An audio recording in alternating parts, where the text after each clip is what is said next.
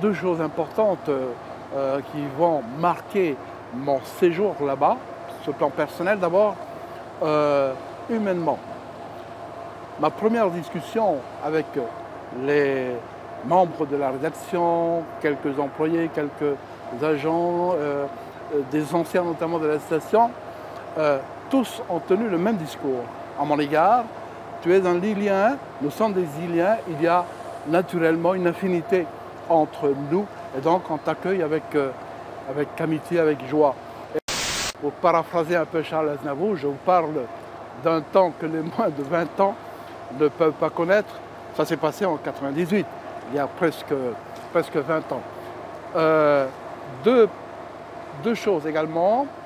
La personnalité qui a marqué également mon séjour là-bas, c'est Monseigneur François Maurer. François Maurer, qui est décédé, comme vous le savez, en 99, m'accorde une interview. Je l'interviewe et une partie de cet entretien est diffusée à la radio. L'autre partie, j'ai préféré ne pas la diffuser. Alors, parce que c'est là où je lui pose la question de savoir comment est-ce qu'il se sent face à la mort, carrément. Et là où on reconnaît l'homme, le religieux, l'homme de foi, qui se tient prêt à accueillir la mort. On n'a jamais parlé d'ailleurs. Le mot mort n'est jamais sorti de sa bouche. Il était serein, c'était impressionnant. C'était impressionnant, comme s'il accueillait avec joie sa disparition prochaine. Et donc, vous le savez, Monseigneur François Maurer est décédé en 99.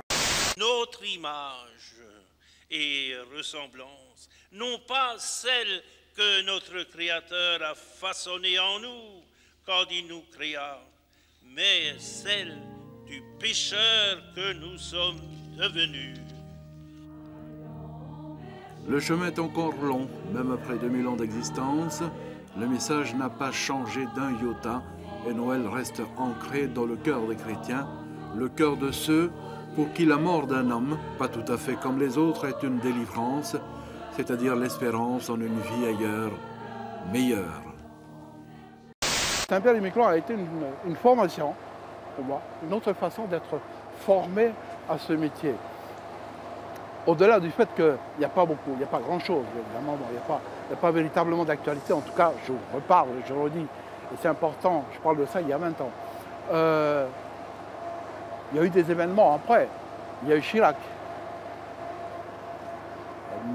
Fin 99, Chirac arrive, inaugure l'aéroport, le nouvel aéroport de Saint-Pierre-et-Miquelon.